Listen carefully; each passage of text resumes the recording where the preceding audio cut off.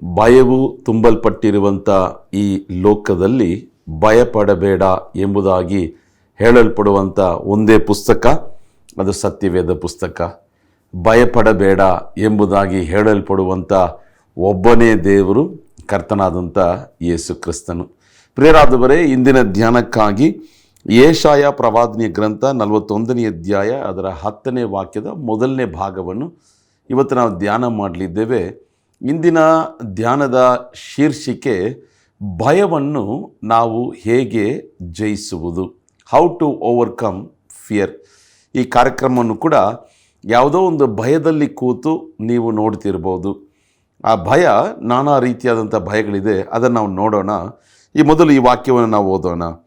ಯೆಶಾಯ ಪ್ರವಾದನೆ ಗ್ರಂಥ 41ನೇ ಅಧ್ಯಾಯ ಅದರ 10ನೇ ವಾಕ್ಯದ ಮೊದಲನೇ ಭಾಗ. ಪ್ರಜೆಯೇ, ನೀನಂತೂ ಹೆದರಬೇಡ, ನಾನು ನಿನ್ನೊಂದಿಗಿದ್ದೇನೆ. ಪ್ರಿಯರಾದವರೇ, ಕರ್ತನಾದಂಥ ದೇವರು ಇವತ್ತು ನಮಗೆ ಕೊಡುವಂಥ ವಾಗ್ದಾನ, ಪ್ರವಾದನೆ. ಭಯದಲ್ಲಿರುವಂಥ ನಮ್ಮ ನೋಡಿ ಕರ್ತನು ನಮ್ಮ ಕರ ಹಿಡಿದು ಹೇಳ್ತಿದ್ದಾನೆ, ನೀನಂತೂ ಹೆದರಬೇಡ, ನಾನು ನಿನ್ನೊಂದಿಗಿದ್ದೇನೆ. ಪ್ರಿಯರಾದವರೇ, ಸ್ವಲ್ಪ ಜಗತ್ತಿನ ಪರಿಸ್ಥಿತಿಗಳನ್ನು ನೋಡಬೇಕಾದ್ರೆ ಇಡೀ ಜಗತ್ತೇ ಭಯದಲ್ಲಿ ಕಾಣಲ್ಪಡ್ತಾ ಇದೆ. ನೋಡ್ರಿ, ಅಮೇರಿಕಾ ಮತ್ತು ಇರಾನ್, ಇಸ್ರೇಲ್ ಇವರ ಮಧ್ಯದಲ್ಲಿರುವಂಥ ಯುದ್ಧವು ನಿಂತು ಹೋಗ್ತಿಲ್ಲ. ಯಾವಾಗ ಬೇಕಾದರೂ ಇದು 3ನೇ ಯುದ್ಧವಾಗಿ ಮಾರ್ಪಡಬಹುದು ಎಂಬುದಾಗಿ ಅನೇಕ ವಿಧವಾದಂಥ ಸುದ್ದಿಗಳು ಬರ್ತಾ ಇದೆ. ಆ ಪ್ರಾಂತ್ಯದಲ್ಲಿರುವಂಥ ಜನರು ಭಯದಲ್ಲಿ ಜೀವಿಸ್ತಿದ್ದಾರೆ. ಈ ಯುದ್ಧವು ಬಂದರೆ ಆರ್ಥಿಕತೆಯ ಕುಸಿತ ಉಂಟಾಗ್ತದೆ ಎಂಬುದಾಗಿ ಅನೇಕ ರಾಷ್ಟ್ರಗಳು ಭಯದಲ್ಲಿ ಕಾಣಲ್ಪಡ್ತಿದ್ದಾರೆ. ಅದು ಮಾತ್ರವಲ್ಲ, ಈಗ ಇತ್ತೀಚೆಗೆ ಬೆಂಗಳೂರಲ್ಲಿ ನೋಡಬೇಕಾದ್ರೆ H1N1 ಫ್ಲೂ ಎಂಬುದಾಗಿ ಒಂದು ಶಾಲೆಯನ್ನೇ ಮುಚ್ಚಿಬಿಟ್ರು. 500 ಮಕ್ಕಳಿಗೆ ಇದು ಬಾಧೆ. ಹೆತ್ತವರು ಭಯ, ಮಕ್ಕಳು ಭಯದಲ್ಲಿ ಜೀವಿಸ್ತಿದ್ದಾರೆ. ಅದು ಮಾತ್ರವಲ್ಲ, ಇತ್ತೀಚೆಗೆ ನೋಡಬೇಕಾದ್ರೆ ಟಿ ವಿನಲ್ಲಿ ಮತ್ತು ಎಲ್ಲ ನ್ಯೂಸ್ ಪೇಪರ್ ಅಡ್ವರ್ಟೈಸ್ಮೆಂಟಲ್ಲಿ AI ಆರ್ಟಿಫಿಷಿಯಲ್ ಇಂಟೆಲಿಜೆನ್ಸ್ ಎಂಬುದಾಗಿ ಒಂದು ಹೊಸ ಟೆಕ್ನಾಲಜಿ ಬರ್ತಿದೆ.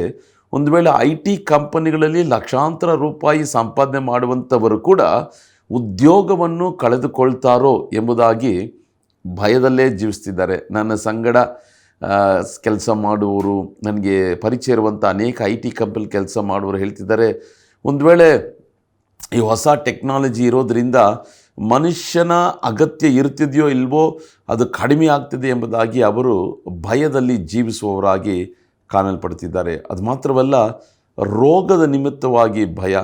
ಇತ್ತೀಚೆಗೆ ನೋಡ್ರಿ, ಎಲ್ಲಿ ನೋಡಿದ್ರೂ ಕೂಡ ಅನೇಕ ವಿಧವಾದಂಥ ಕಿಡ್ನಿ ಸಂಬಂಧಪಟ್ಟಂಥ ಕಾಯಿಲೆಗಳು, ಡಯಾಲಿಸಿಸ್ ಮಾಡುವಂಥ ಕಾಯಿಲೆಗಳು, ಹೃದಯ ಸಂಬಂಧಪಟ್ಟಂಥ ಕಾಯಿಲೆಗಳು, ಈ BP ಶುಗರು ಎಲ್ರಿಗೂ ಈಗ ಸಾಮಾನ್ಯವಾಗಿಬಿಟ್ಟಿದೆ. ಒಂದು ವೇಳೆ 40 ವಯಸ್ಸು ದಾಟಿದ ಮೇಲೆ ಒಬ್ಬೊಬ್ಬರು ವಿಚಾರಿಸ್ಕೊಳ್ಳೋದು, BP ನಾರ್ಮಲ್ ಇದೆಯಾ, ಶುಗರ್ ನಾರ್ಮಲ್ ಆಗಿದೆಯಾ. ಏಕೆಂದರೆ ಕಾಲ ಆ ರೀತಿಯಾಗಿ ಬದಲಾಗಿದೆ. ವ್ಯಾಧಿಗಳ ನಿಮಿತ್ತವಾಗಿ ಭಯ, ಎದುರುಗಾಲದ ನಿಮಿತ್ತವಾಗಿ ಒಂದು ಭಯ, ಭವಿಷ್ಯತ್ ಕಾಲದ ಬಗ್ಗೆ ಒಂದು ಭಯ, ಹಣಕಾಸಿನ ವಿಷಯದಲ್ಲಿ ಒಂದು ಭಯ, ಕುಟುಂಬದಲ್ಲಿರುವಂಥ ಬಾಂಧವ್ಯಗಳಲ್ಲಿ ಆ ಭಯ. ಈ ರೀತಿಯಾಗಿ ನಾನಾ ಭಯಗಳು ತುಂಬಲ್ಪಟ್ಟಿರುವಂಥ ಈ ಕಡೆ ಕಾಲದಲ್ಲಿ ಕರ್ತನು ಹೇಳ್ತಿದ್ದಾನೆ, ನೀನಂತೂ ಹೆದರಬೇಡ. ಕೆಲವರಿಗೆ ಪಿಶಾಚಿಯನ್ನು ನೋಡಿದ್ರೆ ಭಯ, ದೆವ್ವದ ಬಗ್ಗೆ ನೋಡಿದ್ರೆ ಒಂದು ಭಯ. ಇತ್ತೀಚೆಗೆ ಒಂದು ಕುಟುಂಬ, ಪರಿಚಯ ಇರುವಂಥ ಕುಟುಂಬ, ಚಿಕ್ಕ ಮಗಳು 5-6 ವಯಸ್ಸಿರ್ಬೋದು ಅಷ್ಟೇ ಅಲ್ವಾ, ಅವರು ಈ ಟಿ ವಿಯಲ್ಲಿ ಬರುವಂಥ ಈ ದೆವ್ವ ಸಂಬಂಧಪಟ್ಟಂಥ ಆ ಚಿತ್ರಗಳನ್ನು ನೋಡಿಬಿಟ್ಟು ಹೆದರಿಕೆ ಅಲ್ವಾ.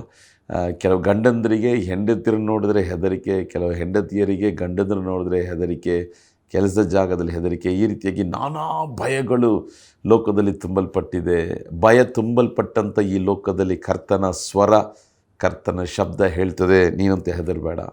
ಆಂಗ್ಲ ಪದ ಒಂದು ಫೋಬಿಯಾ ಎಂಬುದಾಗಿ ಆ ಪದ ಬರೆಯಲ್ಪಟ್ಟಿದೆ. ನಾನಾ ರೀತಿಯಾದಂಥ ಭಯಕ್ಕೆ ಒಂದು ದೊಡ್ಡ ಎಕ್ಸ್ಪ್ಲನೇಷನ್ ಕೊಟ್ಟಿದ್ದಾರೆ.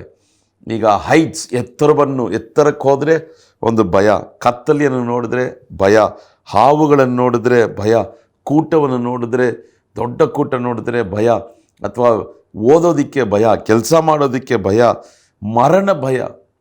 ವ್ಯಾಧಿ ಭಯ ಒಂದು ಕಡೆ ಇದ್ದರೆ ಮರಣ ಭಯ. ಏನು ಇಲ್ಲ ಅಂದರೂ ಸಾಯ್ತೇನೆ ಎಂಬುದಾಗಿ ಒಂದು ಭಯ, ಕಾರಣ ಇಲ್ಲದೆ ಇರುವಂಥ ಭಯ, ಈ ರೀತಿಯಾಗಿ ಫೋಬಿಯಾ ಎಂಬುದಾಗಿ ನಾನಾ ರೀತಿಯಾದಂಥ ಭಯಗಳು ಕಾಣಲ್ಪಟ್ಟರು ಕೂಡ ಕರ್ತನು ಹೇಳ್ತಿದ್ದಾನೆ, ನೀನಂತೂ ಭಯಪಡಬೇಡ. ಪ್ರಿಯರಾದವರೇ, ಸತ್ಯವೇದದ ಪ್ರಕಾರ ಈ ಭಯವು ಯಾವಾಗ ಬಂತು ಎಂಬುದಾಗಿ ನೋಡಬೇಕಾದ್ರೆ ಏದೆನ್ ತೋಟದಲ್ಲಿ ಬಂತು. ಆದಾಮ ಹವ್ವಳ ಪಾಪ ಮಾಡಬೇಕಾದ್ರೆ ದೇವರು ಪುನಃ ಅವರನ್ನು ಸಂಧಿಸಲು ಬರುವಾಗ ಅವರು ಹೆದರ್ಕೊಂಡ್ರು, ಅಯ್ಯೋಯ್ಯೋ ನಾವು ಪಾಪ ಮಾಡಿಬಿಟ್ವಿ, ನಾವು ಪಾಪಾತ್ಮ ಎಂಬುದಾಗಿ. ಅಂದರೆ ಭಯಕ್ಕೆ ಎರಡು ಮುಖ್ಯ ಕಾರಣ ಏನಂತ ನೋಡಬೇಕಾದ್ರೆ ಪಾಪ ಮತ್ತು ಸೈತಾನ. ಏನೆರಡು ಕಾರಣ? ನಾನಾ ರೀತಿಯಾದಂಥ ಬೇರೆ ಕಾರಣಗಳಿದ್ದರೂ ಕೂಡ ನಾನು ಸಂಕ್ಷಿಪ್ತಗೊಳಿಸಿ ಹೇಳಲು ಬಯಸ್ತೇನೆ. ಪಾಪ ಮತ್ತು ಸೈತಾನ. ನೀನು ಲಂಚ ತೆಗೆದುಕೊಂಡು ನೆಮ್ಮದಿಯಾಗಿ ನಿದ್ದೆ ಮಾಡೋಕ್ಕೆ ಸಾಧ್ಯನಾ? ಇಲ್ಲ. ಭಯ. ಕೊಲೆ ಮಾಡಿಬಿಟ್ಟು ನೆಮ್ಮದಿಯಾಗಿರೋದಕ್ಕೆ ಸಾಧ್ಯನಾ? ಇಲ್ಲ. ಭಯ. ಅಂದರೆ ಒಬ್ಬ ಮನುಷ್ಯನು ತಪ್ಪು ಮಾಡುವುದಾದರೆ, ಪಾಪ ಮಾಡುವುದಾದರೆ ಅವನಲ್ಲಿ ಆ ಭಯ ಹಿಡಿಯುತ್ತದೆ. ಅದು ಮಾತ್ರವಲ್ಲ, ಸೈತಾನನು ಒಬ್ಬ ಮನುಷ್ಯನಲ್ಲಿ ಭಯವನ್ನು ತುಂಬಿಸ್ತಾನೆ. ಕಾರಣ, ಭಯ ಇರುವಂಥ ಮನುಷ್ಯನಲ್ಲೇ ಸೈತಾನನ್ನು ಕ್ರಿಯೆ ಮಾಡ್ತಾನೆ. ಪ್ರಿಯರಾದವರೇ, ಈ ಭಯವನ್ನು ಹೇಗೆ ಜಯಿಸುವುದು? ಈಗ ಈ ಸಂದೇಶದ ಅಂತ್ಯದಲ್ಲಿ ಕಳೆದ ವಾರನೇ ಒಂದು ಹಾಡು ನಾವು ಬಿಡುಗಡೆ ಮಾಡಿದ್ದೇವೆ. ಅದರ ಹೆಸರು ಭಯವೇ ಇಲ್ಲ. ಜಗದೀಶ್ವರ, ಪರಮೇಶ್ವರ, ಸೇನಾಧೀಶ್ವರ, ಪ್ರಾಣೇಶ್ವರ, ನೀ ನನ್ನ ಜೊತೆ ಇರಲು ಭಯನೇ ಇಲ್ಲ. ಇದನ್ನು ಒಂದು 20 ನಿಮಿಷ ನಾನು ಈ ಸಂದೇಶ ಹಂಚಿಕೊಂಡು ಒಂದು 7 ನಿಮಿಷ ಆ ಹಾಡಿರ್ತದೆ. ಯೂಟ್ಯೂಬ್ನಲ್ಲಿ ಲೆನಿನ್ ಅನ್ಬು ಅಫಿಷಿಯಲ್ ಎಂಬುದಾಗಿ ನೀವು ಹೋಗಬೇಕಾದ್ರೆ ಈ ಹಾಡು ಸಿಗ್ತದೆ. ಭಯವೇ ಇಲ್ಲ ಎಂಬುದಾಗಿ ಹುಡುಕಿದ್ರು ಕೂಡ ಲೆನಿನ್ ಅನ್ಬು ಸಾಂಗ್ ಅಂತ ಹುಡುಕಿದ್ರು ಕೂಡ ನಿಮಗೆ ಇದು ಸಿಗ್ತದೆ. ದಯವಿಟ್ಟು ಆ ಚಾನಲನ್ನು ಸಬ್ಸ್ಕ್ರೈಬ್ ಮಾಡಿರಿ. ಈ ಹಾಡನ್ನು ಕೇಳಿದ್ರೆ ಅನೇಕರಿಗೆ ಇದು ಆಶೀರ್ವಾದವಾಗಿರ್ತದೆ. ಸೊ ಭಯವನ್ನು ಹೇಗೆ ಜಯಿಸುವುದು? ಪ್ರಾರ್ಥನೆ ಮಾಡೋದ್ರಿಂದ ಭಯವನ್ನು ಜಯಿಸ್ಬೋದು. ಅಭಿಷೇಕ ನೊಗಗಳನ್ನು ಮುರಿತದೆ, ಭಯವನ್ನು ಜಯಿಸ್ಬೋದು. ಮನತಿರುಗುವಿಕೆ, ಪಾಪದಿಂದ ಮನತಿರುಗುವಾಗ ಭಯವನ್ನು ಜಯಿಸ್ಬೋದು. ದೇವರ ವಾಕ್ಯ ನಮ್ಮಲ್ಲಿ ತುಂಬಲ್ಪಡಬೇಕಾದ್ರೆ ಭಯವನ್ನು ಜಯಿಸ್ಬೋದು. ಈ ರೀತಿಯಾಗಿ ನಾನಾ ಕಾರ್ಯಗಳಿದ್ದರೂ ಕೂಡ ಇವತ್ತು 3 ಅಂಶಗಳನ್ನು ದೇವರು ನನಗೆ ಹೇಳಿಕೊಟ್ಟಂಥ 3 ಅಂಶಗಳನ್ನು ನಾನು ನಿಮ್ಮೊಟ್ಟಿಗೆ ಹಂಚಿಕೊಳ್ಳಲು ಬಯಸ್ತೇನೆ. ಭಯವನ್ನು ಹೇಗೆ ನಾವು ಜಯಿಸುವುದು? How to overcome fear. ಮೊದಲನೇದಾಗಿ, ದೇವರ ಹಸ್ತದಲ್ಲಿ ನಮ್ಮನ್ನು, ನಮಗೆ ಸಂಬಂಧಪಟ್ಟಂಥ ಎಲ್ಲವನ್ನು ಸಂಪೂರ್ಣವಾಗಿ ಸರೆಂಡರ್ ಮಾಡುವಾಗ, ಸಮರ್ಪಿಸುವಾಗ ಭಯ ನಮ್ಮಲ್ಲಿ ಇರೋದಿಲ್ಲ. ಕಾರಣ, ನಾವು ನಮ್ಮನ್ನೇ, ನಮಗೆ ಸಂಬಂಧಪಟ್ಟಂಥ ಎಲ್ಲವನ್ನೂ ಒಪ್ಪಿಸಿಕೊಡುವಾಗ, ಸಮರ್ಪಿಸುವಾಗ ದೇವರದನ್ನು ನೋಡಿಕೊಳ್ಳುವಂಥ ದೇವರಾಗಿದ್ದಾರೆ. Total surrender to God is the secret, is the key to overcome every kind of fear.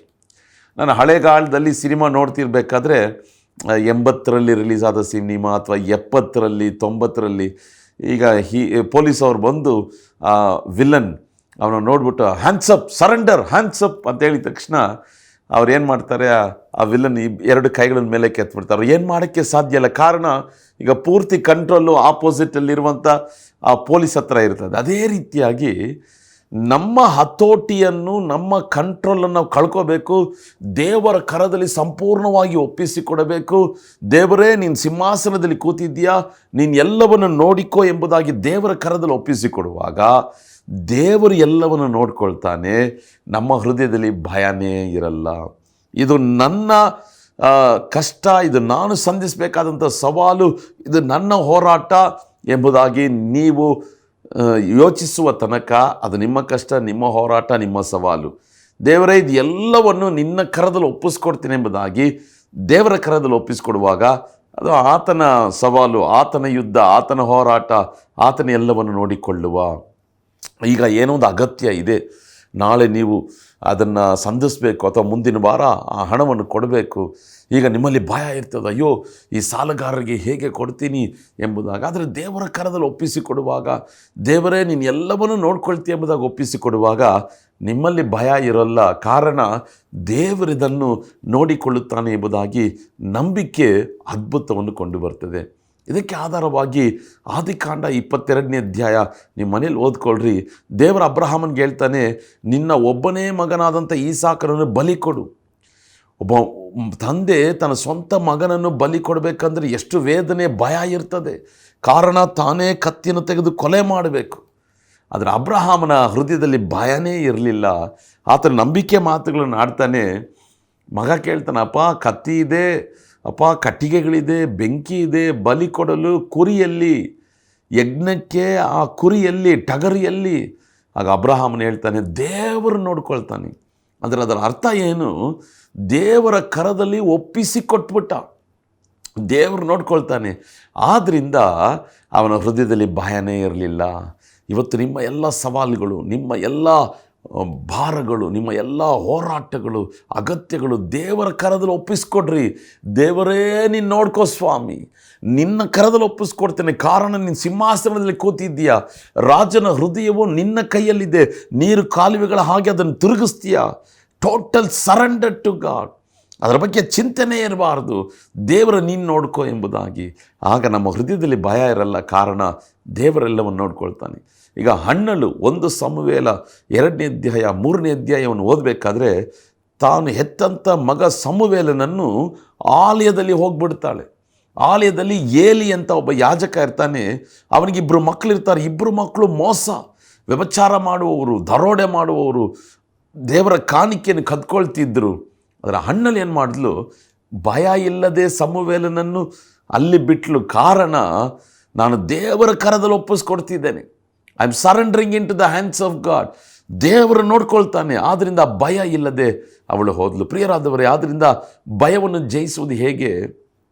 ಮೊದಲನೇ ರಹಸ್ಯ, ಸಂಪೂರ್ಣವಾಗಿ ದೇವರ ಕರದಲ್ಲಿ ಒಪ್ಪಿಸಿಕೊಡಬೇಕು. ಎರಡನೇದಾಗಿ ಏನಂತ ನೋಡಬೇಕಾದ್ರೆ, ದೇವರ ಚಿತ್ತವನ್ನು ಮಾಡಬೇಕು. ಯಾರು ದೇವರ ಚಿತ್ತವನ್ನು ಮಾಡ್ತಾರೋ ಅವರ ಹೃದಯದಲ್ಲಿ ಭಯ ಇರಲ್ಲ. ಇದಕ್ಕೆ ಆಧಾರವಾಗಿ 1 ಅರಸುಗಳ 18ನೇ ಅಧ್ಯಾಯ 36, 37, 38ನೇ ವಾಕ್ಯ, ಎಲಿಯನ್ ಹೇಳ್ತಾನೆ, ದೇವರೇ ನೀನು ಅಬ್ರಹಾಮನ ದೇವರು, ಈಸಾಕನ ದೇವರು, ಯಾಕೋಬನ ದೇವರು, ಈ ಎಲ್ಲ ಕಾರ್ಯಗಳನ್ನು ನಿನ್ನ ಮಾತಿನ ಮೇರೆಗೆ ಮಾಡಿದೆ. ಆದ್ದರಿಂದ ನೀ ನನಗೆ ಕಿವಿಗೊಡು ಎಂಬುದಾಗಿ ಪ್ರಾರ್ಥಿಸಿದಾಗ ಆಕಾಶದಿಂದ ಬೆಂಕಿ ಇಳಿದು ಬಂತು. ಆ ಪೂರ್ತಿ ಅಧ್ಯಾಯವನ್ನು ಓದಿ ನೋಡ್ರಿ.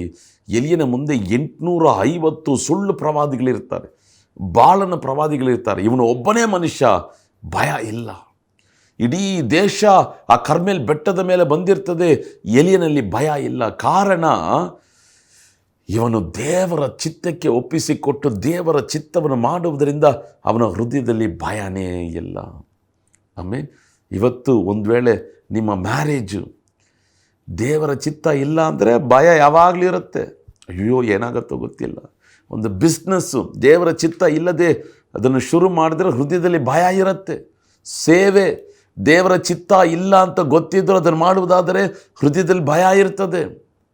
ಮನೆ ಕಟ್ಟೋದು, ಯಾವುದೇ ಒಂದು ವಿಷಯ ಇರಲಿ ಪ್ರಿಯರಾದವರೇ, ದೇವರ ಚಿತ್ತ ಇಲ್ಲ ಎಂಬುದಾಗಿ ನೀನು ಮಾಡುವುದಾದರೆ ನಿನ್ನಲ್ಲಿ ಭಯ ಇರ್ತದೆ.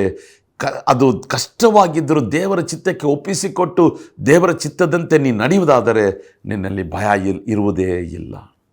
ದೇವರ ಚಿತ್ತ ಮಾಡುವವರು ಭಯವನ್ನು ಜಯಿಸ್ತಾರೆ. ಭಯಕ್ಕೆ ಅಲ್ಲಿ ಜಾಗನೇ ಇಲ್ಲ ಪ್ರಿಯರಾದವರೇ. ಇವತ್ತು ಅನೇಕ ಯೌವನಸ್ಥರು ವಿವಾಹದಲ್ಲಿ ತಪ್ಪು ಮಾಡ್ತಿದ್ದಾರೆ. ತಮ್ಮ ಇಷ್ಟದ ಪ್ರಕಾರ, ಪ್ರೀತಿ, ಪ್ರೇಮ, ಬಯಕೆಯ ಪ್ರಕಾರ ಮಾಡಿಕೊಂಡು ತಮ್ಮ ಜೀವನವನ್ನೇ ಭಯದಲ್ಲಿ ನಡೆಸ್ತಿದ್ದಾರೆ. ಸಹೋದರ, ಸಹೋದರಿಯ, ಯುವಕನೇ, ಯುವತಿಯೇ, ಆರಂಭದಲ್ಲಿ ಚೆನ್ನಾಗಿರ್ತದೆ, ಜಾಲಿಯಾಗಿರ್ತೀಯ. ದೇವರ ಚಿತ್ತ ಇಲ್ಲ ಎಂಬುದಾಗಿ ಗೊತ್ತಿದ್ದರೂ ಕೂಡ ನೀನು ಮಾಡುವಂಥ ಕಾರ್ಯ ನಿನ್ನ ಮನಸ್ಸಾಕ್ಷಿಯನ್ನು ಚುಚ್ಚಿ ಎಲ್ಲೋ ಭಯ ಇರ್ತದೆ. ಭಯ ಇರುವಂಥ ಜಾಗದಲ್ಲಿ ಸೈತಾನನು ಆಳ್ವಿಕೆ ಮಾಡ್ತಾನೆ. ಎಚ್ಚರಿಕೆಯಾಗಿರು. ಆಮೇಲೆ ಆದ್ದರಿಂದ ದೇವರ ಚಿತ್ತ ಮಾಡುವವರಿಗೆ ಭಯ ಇರುವುದಿಲ್ಲ. ಭಯವನ್ನು ನಾವು ಜಯಿಸಬೇಕು. ಮೂರನೇದಾಗಿ, ದೇವರ ಸ್ವರವನ್ನು ಕೇಳಿಸಿಕೊಳ್ಳುವವರಿಗೆ ಭಯ ಇರಲ್ಲ. ದೇವರ ಸ್ವರ ಕೇಳಿಸಿಕೊಳ್ಳುವಾಗ ಭಯವನ್ನು ನಾವು ಜಯಿಸ್ಬೋದು. ನೋಡಿ, ಇದಕ್ಕೆ ಆಧಾರವಾಗಿ ಅಪೊಸ್ತಲರ ಕೃತ್ಯಗಳು 18ನೇ ಅಧ್ಯಾಯ 9ನೇ ವಾಕ್ಯದಲ್ಲಿ ದೇವರಾತ್ಮನು ಪೌಲನಿಗೆ ಹೇಳ್ತಾನೆ. ಈಗ ಪೌಲನಿಗೆ ಭಯಂಕರವಾದಂಥ ಒಂದು ಆಪತ್ತು ಸಂಭವಿಸುವಾಗ ಕರ್ತನ ಆತ್ಮನು ಹೇಳ್ತಾನೆ, ನೀನಂತೂ ಹೆದರಬೇಡ, ಭಯಪಡದೆ ಮಾತಾಡು, ಈ ಪಟ್ಟಣದಲ್ಲಿ ನಿನಗಾಗಿ ಅನೇಕ ಜನರನ್ನು, ಆತ್ಮಗಳನ್ನು ನಾನು ಇಟ್ಟಿದ್ದೇನೆ. ಆಮೇಲೆ ದೇವರ ಸ್ವರವನ್ನು ಕೇಳಿಸಿಕೊಳ್ಳುವಾಗ ಭಯ ನಮ್ಮನ್ನು ಬಿಟ್ಟು ನೀಗುತ್ತದೆ ಪ್ರಿಯರಾದವರೇ. ಹಲ್ಲೆಲೂಯ. 3 ಸರಳವಾದಂಥ ಅಂಶಗಳನ್ನು ಇವತ್ತು ದೇವರು ನಿಮ್ಮ ಸಂಗಡ ಮಾತಾಡ್ತಿದ್ದಾರೆ. ಸರಳವಾಗಿದ್ದರೂ ಕೂಡ ಬಹಳ ಆಳವಾದ, ಬಹಳ ಪ್ರಾಮುಖ್ಯವಾದಂಥ ಅಂಶಗಳು. ಒಂದು, ಸಂಪೂರ್ಣವಾದಂಥ ಸಮರ್ಪಣೆ, total surrender to God. You will overcome every kind of fear. ಎರಡನೇದಾಗಿ doing the will of God, ದೇವರ ಚಿತ್ತವನ್ನು ಮಾಡುವುದು, ನೀನು ಭಯವನ್ನು ನೀನು ಜಯಿಸ್ತೀಯ. ಮೂರನೇದಾಗಿ ದೇವರ ಸ್ವರವನ್ನು ಕೇಳಿಸಿಕೊಳ್ಳುವುದು, ರೇಮ ವಾಕ್ಯ, ಆಗ ತಾನೇ ದೇವರು ಮಾತಾಡುವಂಥ ಸ್ವರವನ್ನು ಕೇಳಿಸಿಕೊಳ್ಳುವಾಗ ನಮ್ಮಲ್ಲಿ ಭಯ ಇರಲು ಸಾಧ್ಯನೇ ಇಲ್ಲ. ಒಂದೇ ಒಂದು ಚಿಕ್ಕ ಸಾಕ್ಷಿಯನ್ನು ನಾನು ಕೇಳಿ ನಂತರ ಈ ಹಾಡನ್ನು ನೀವು ಕೇಳ್ರಿ, ಕಲ್ತ್ಕೊಳ್ರಿ. ನಿಮ್ಮ ಸಭೆಗಳಲ್ಲಿ ಹಾಡ್ರಿ, ತುಂಬ ಸುಲಭವಾದಂಥ ಹಾಡು. ಲೆನಿನ್ ಅನುಭವ ಅಫಿಷಿಯಲ್ ಯೂಟ್ಯೂಬ್ಗೆ ಹೋದರೆ ಈ ಹಾಡಿರ್ತದೆ, ಡಿಸ್ಕ್ರಿಪ್ಷನಲ್ಲಿ ಇದರ ಲಿರಿಕ್ಸ್ ಕೂಡ ಇರ್ತದೆ. ಅದನ್ನು ಕೇಳ್ರಿ, ಹಾಡ್ರಿ, ಇದನ್ನು ಅರಿಕೆ ಮಾಡಿರಿ, ಅನೇಕರಿಗೆ ಹಂಚ್ರಿ, ದೇವರ ನಾಮ ಮಹಿಮೆ ಹೊಂದಲಿ. ಹಾಡಿನ ನಂತರ ನಾನು ಚಿಕ್ಕೊಂದು ಪ್ರಾರ್ಥನೆ ಮಾಡ್ತೇನೆ. ದೇವರ ಸ್ವರ ಹೇಗೆ ಭಯವನ್ನು ಜಯಿಸಿದೆ ಎಂಬುದಾಗಿ ನೋಡಬೇಕಾದ್ರೆ 2021ನೇ ವರ್ಷ ನನಗೆ ಕೋವಿಡ್ ಬಂದು ತುಂಬ ಕಷ್ಟಪಡ್ತಿದ್ದೆ. ಕೊರೋನಾ ವ್ಯಾಧಿ ಬಂದು ತುಂಬ ಕಷ್ಟಪಡ್ತಿದ್ದೆ. ಎಲ್ಲೂ ನೋಡಿದ್ರು ಕೂಡ ಮರಣಗಳು. ನನ್ನ ನನ್ನ ವಯಸ್ಸಲ್ಲಿ ಇರುವಂಥ ಅನೇಕ ಜನರು ಸತ್ತು ಹೋದರು. ವಾಟ್ಸಪ್ಪು ತೆಗೆದು ನೋಡಿದ್ರೆ ಇವರು ಸತ್ತರು, ಅವರು ಸತ್ತರು, ಇದೇ ನ್ಯೂಸ್ಗಳು. ಅದು ಮಾತ್ರವಲ್ಲ, ಎಲ್ಲಿ ಮದ್ದು ಇಲ್ಲ, ಔಷಧ ಕಂಡುಹಿಡಿದಿಲ್ಲ. ಲೋಕದಲ್ಲಿ ಅನೇಕ ದೇಶಗಳಲ್ಲಿ ಜನರು ಸಾಯ್ತಾನೇ ಇದ್ದಾರೆ. ಈಗ ನಾನು ನನ್ನ ಮನೆಯಲ್ಲಿ ಒಂದು ರೂಮಲ್ಲಿ ಮುಚ್ಚಲ್ಪಟ್ಟಿದ್ದೆ. ಭಯಂಕರವಾದಂಥ ವೇದನೆ, ಆಸ್ಪತ್ರೆಗೆ ಬೆಡ್ಡು ಸಿಕ್ಕಲಿಲ್ಲ. ಅವಾಗ ಏನೇನೋ ವ್ಯಾಕ್ಸಿನೇಷನ್ ಅಂದರು, ಅದೂ ಇಲ್ಲ. ಭಯಂಕರವಾದಂಥ ಕಷ್ಟಕರವಾದಂಥ ಒಂದು ಹೋರಾಟ. ಆ ಜ್ವರದಿಂದ ಬಿಡುಗಡೆನೇ ಆಗ್ತಿರಲಿಲ್ಲ.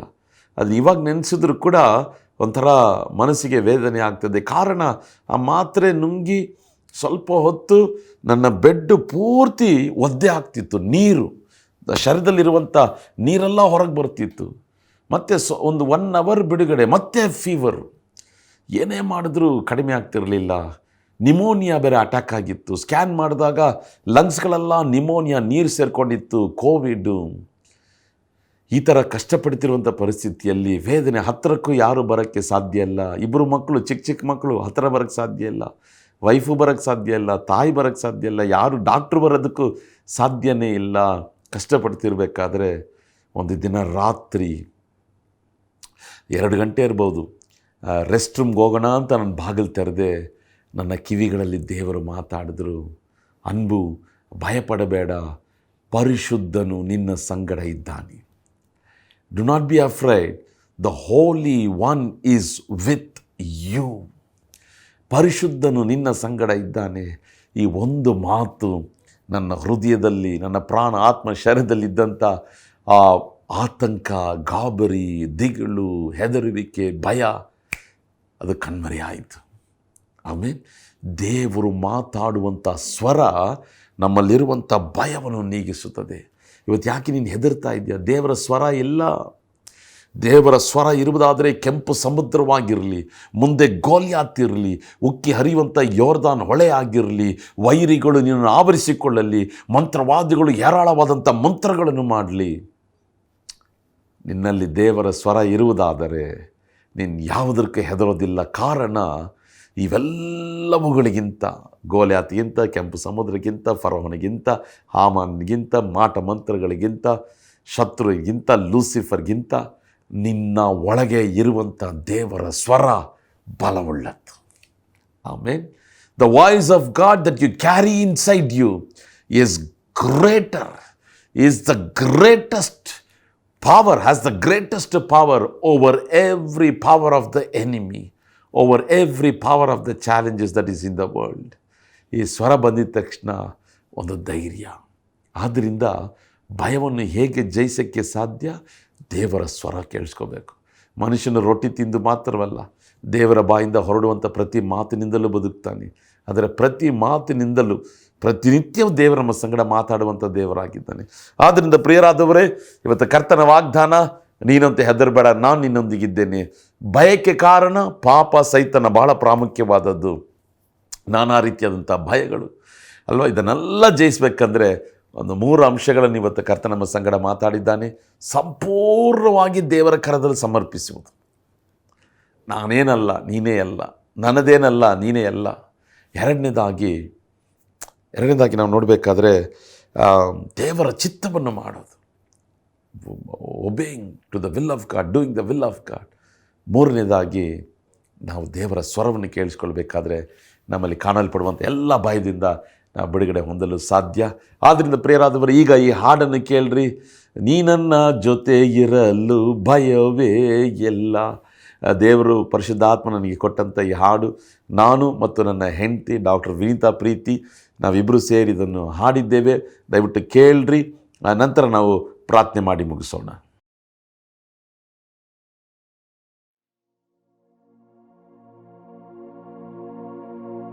ಜಗದೀಶ್ವರ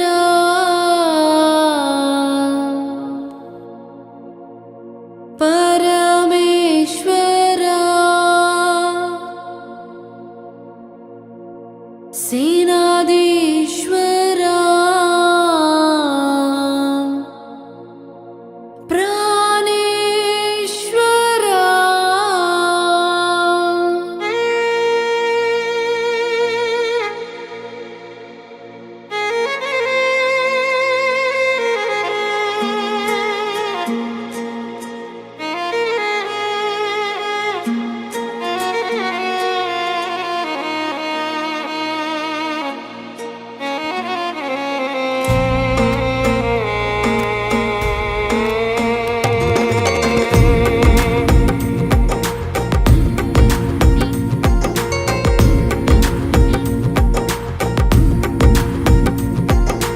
ಜಗದೀಶ್ವರ ಪರಮೇಶ್ವರ ಸೇನಾಧೀಶ್ವರ ಪ್ರಾಣೇಶ್ವರ ನೀ ನನ್ನ ಜೊತೆ ಇರಲು ಭಯವೇ ಇಲ್ಲ. ಯೇಸು ನನ್ನ ಜೊತೆ ಇರಲು ಭಯವೇ ಇಲ್ಲ.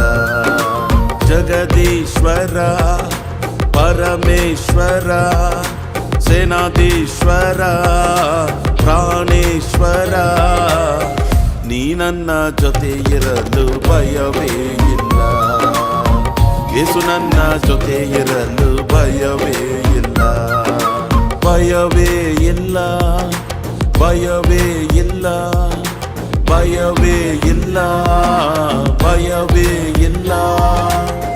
ನೀ ನನ್ನ ಜೊತೆ ಇರಲು ಭಯವೇ ಇಲ್ಲ. ಯೇಸು ನನ್ನ ಜೊತೆ ಇರಲು ಭಯವೇ ಇಲ್ಲ.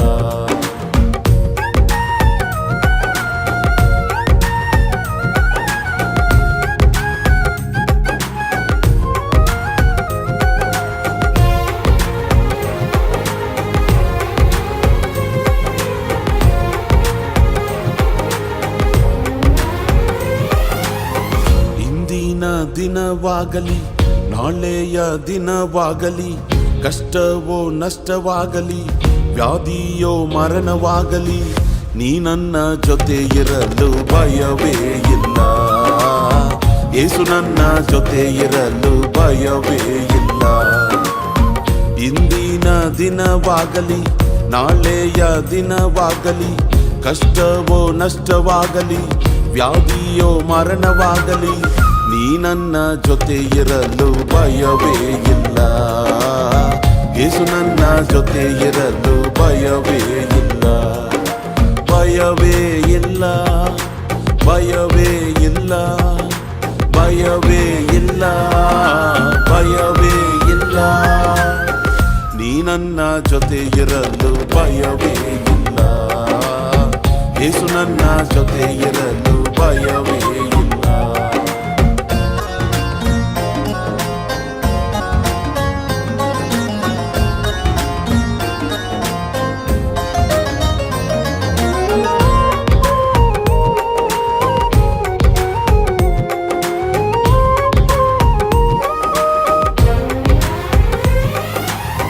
ಸಿಂಹದ ಕವಿಯಾಗಲಿ ಉರಿಯುವ ಜ್ವಾಲೆಯಾಗಲಿ ಸಮುದ್ರದ ಕೋಶವಾಗಲಿ ಎರಿಕೋದ ಗೋಡೆಯಾಗಲಿ ನೀ ನನ್ನ ಜೊತೆ ಇರಲು ಭಯವೇ ಇಲ್ಲ.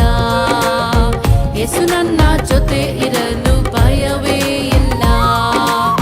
ಸಿಂಹದ ಕವಿಯಾಗಲಿ ಉರಿಯುವ ಜ್ವಾಲೆಯಾಗಲಿ ಸಮುದ್ರದ ಕೋಶವಾಗಲಿ ಎರಿಕೋದ ಗೋಡೆಯಾಗಲಿ ನೀ ನನ್ನ ಜೊತೆ ಇರಲು ಭಯವೇ ಇಲ್ಲ. ಯೇಸು ನನ್ನ ಜೊತೆ ಇರಲು ಭಯವೇ ಇಲ್ಲ.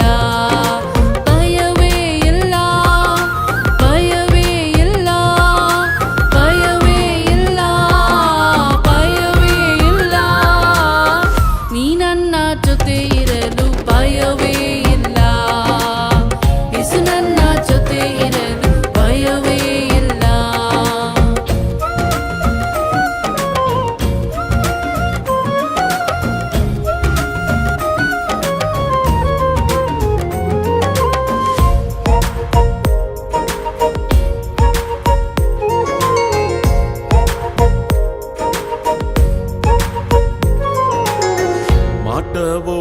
ಮಂತ್ರವಾಗಲಿ ಸೈತಾನನ ತಂತ್ರವಾಗಲಿ ಬೆಟ್ಟವೋ ಕಣಿವೆಯಾಗಲಿ ಎದುರಿಯ ಸೈನ್ಯವಾಗಲಿ ನೀ ನನ್ನ ಜೊತೆ ಇರಲು ಭಯವೇ ಇಲ್ಲ.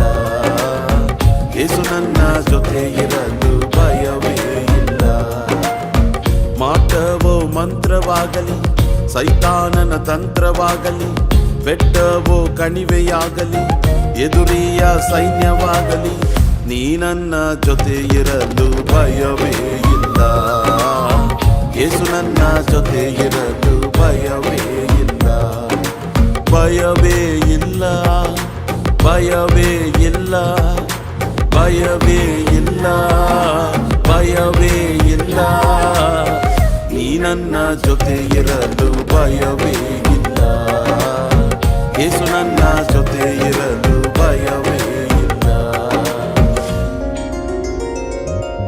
ಜಗದೀಶ್ವರ ಪರಮೇಶ್ವರ ಸೇನಾಧೀಶ್ವರ ಪ್ರಾಣೇಶ್ವರ ನೀ ನನ್ನ ಜೊತೆ ಇರಲು ಭಯವೇ ಇಲ್ಲ. ಯೇಸು ನನ್ನ ಜೊತೆ ಇರಲು ಭಯವೇ ಇಲ್ಲ. ನೀ ನನ್ನ ಜೊತೆ ಇರಲು ಭಯವೇ ಇಲ್ಲ. ಯೇಸು ನನ್ನ ಜೊತೆ ಇರಲು ಭಯವೇ ಇಲ್ಲ.